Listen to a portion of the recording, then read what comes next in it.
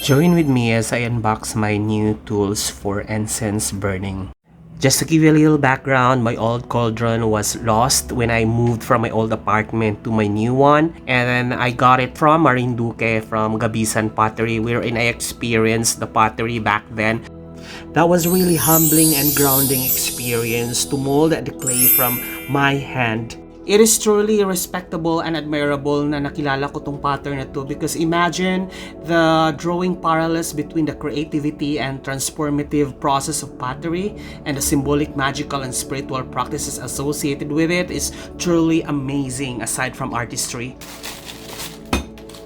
Okay, come November 2025, I have decided to buy a new one. I got it online, amounting 259 pesos. And it's made of bronze. I decided to choose bronze because, well, anyway, it's a copper tin alloy. It is believed to hold a magical charge similar to silver, but with a more assertive and solar and more masculine energy ang frequency nito.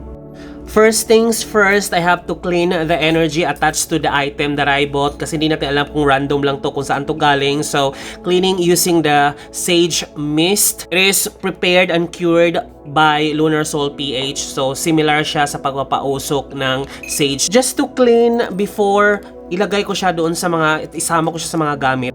As far as the size, pwede na siya sa mga maliliit na charcoal or meron kayong maliliit na insenso lang na ilalagay for a simple ritual, and hindi siya heavy.